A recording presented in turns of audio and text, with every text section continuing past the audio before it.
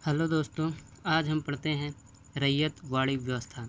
रैयतवाड़ी व्यवस्था, इस व्यवस्था को सबसे पहले वर्ष 1792 ईस्वी में तमिलनाडु के 12 महल ज़िले में लागू किए गया।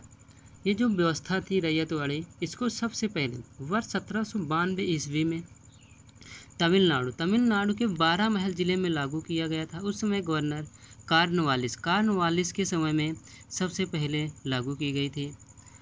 रैयतवाड़ी व्यवस्था अर्थात किसानों से सीधा कर की वसूली। रैयतवाड़ी व्यवस्था का अर्थ होता है किसानों से सीधा कर की वसूली।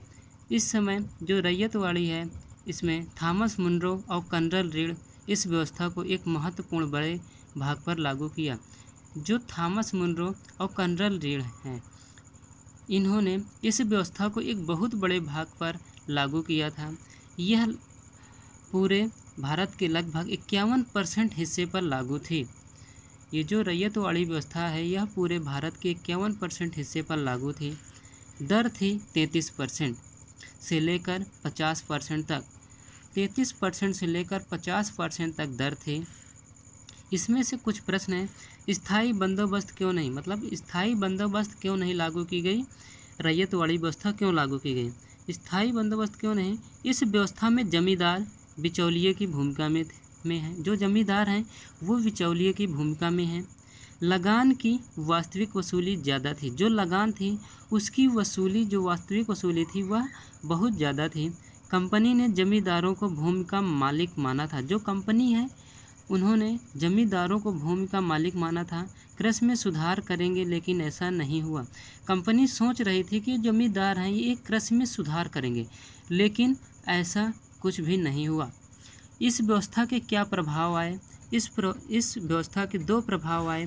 एक सकारात्मक प्रभाव, दूसरा है नकारात्मक प्रभाव। सकारात्मक प्रभाव, केवल कंपनी को प्रॉफिट हुआ। सकारात्मक प्रभाव में सिर्फ कंपनी को लाभ हुआ। कंपनी की आय बढ़ गई। इसमें जो था, कंपनी की आय बढ़ गई। रैयतवाड़ी व्यवस्था में रैयत अर्थात किसान, इसमें किसानों को बहुत ही हानि हुई। रैयतवाड़ी व्यवस्था अर्थात किसान, लगान की दर ज़्यादा होने के कारण सूदखोर महाजन के चंगुल में फंस गए। लगान की दर ज़्यादा होने के कारण जो सूदखोर थे, वो सूदखोर या महाजन थे, वो चंगुल में फंस गए। और इसके जो अन्य कार्य हैं, इसने मुग़ल बादशाह से मिलने से इनकार कर दिया था। कारण है, मुग़ल बादशाह से बराबरी के दर्जे पर मिलना चाहता था। अकबर सेकंड उस समय मुग़ल बादशाह थे। ये जो कार्नवालिस है, इसने मुग़ल बादशाह से मिलने से इनकार कर दिया था, क्योंकि वह मुग़ल बादशाह से बराबरी के दर्जे पर मिलना चाहता था। उस समय मुग़ल बादशाह अकबर थे, अकबर सेकंड। इसके बाद आती है, दूसरा है, कलेक्टरों को न्याय करने का अधिकार दे दिया गया। जो कलेक्टर थे, उनको न्याय करने का अधिकार दे दिया गया। बंगाल काश्तकारी अधिनियम में जब तक जमींदार या किसान लगान देते रहेंगे, उन्हें हटाया नहीं जा सकता। बंगाल काश्तकारी अधिनियम यह था कि जब तक जमींदार या किसान लगान देते रहेंगे तो उन्हें नहीं हटाया जा सकेगा। प्रेस की स्वतंत्रता पर ध्यान दिया। जो प्रेस थे, उसकी स्वतंत्रता पर ध्यान दिया। इसके बाद लॉर्ड हेस्टिंग बनते हैं गवर्नर। उसके बाद जॉन एडम्स थोड़े ही दिनों के लिए बने थे। इसने ही प्रेस पर प्रतिबंध लगा दिया। जो जॉन एडम्स थे, इसने प्रेस पर प्रतिबंध लगा दिया। इसके बाद है लॉर्ड एम हर्स्ट। ये लॉर्ड एम हर्स्ट जो थे, ये 1823 से 1828 ईस्वी तक गवर्नर रहे। इसके काल की दो महत्वपूर्ण घटनाएं हैं। पहला है बैरकपुर छावनी में एक सैनिक विद्रोह। इसको हम आगे पढ़ेंगे। बैरकपुर छावनी में एक सैनिक विद्रोह को 1857 की क्रांति में पढ़ेंगे। इसके बाद है प्रथम आंग्ल बर्मा युद्ध। इसी के काल में प्रथम आंग्ल बर्मा युद्ध होता है। इसने ही, जो लॉर्ड एम हर्स्ट हैं, ये मुग़ल बादशाह से बराबरी पर मिला। उस समय मुग़ल बादशाह अकबर सेकंड थे। इसके बाद है प्रथम आंग्ल बर्मा युद्ध, जिसे हम म्यांमार, अब इस समय म्यांमार कहते हैं। इसका उत्कर्ष अलामपोरा के काल में ज़्यादा हुआ।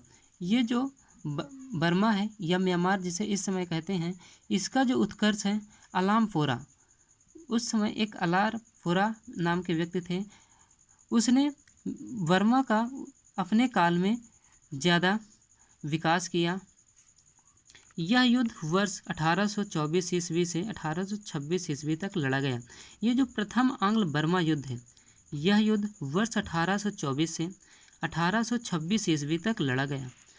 फिर एक संधि होती है, याडूब की संधि के साथ युद्ध बंद हुआ। ये जो प्रथम आंग्ल बर्मा युद्ध लड़ा गया था, यह याडूब की संधि के साथ युद्ध बंद हुआ है। इस युद्ध में बर्मा का सेनापति महाबुंदेला मारा गया।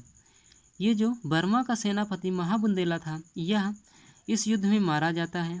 अब तक का लड़ा गया यह सबसे महंगा युद्ध था। यह जो प्रथम आंग्ल बर्मा युद्ध लड़ा गया था, यह अब तक का सबसे महंगा युद्ध था। इसके बाद है लॉर्ड विलियम बेंटिंक का भारत आगमन।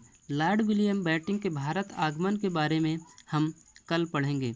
दोस्तों, अगर यह वीडियो अच्छा लगे तो वीडियो को लाइक करें, शेयर करें और चैनल को सब्सक्राइब करें। धन्यवाद।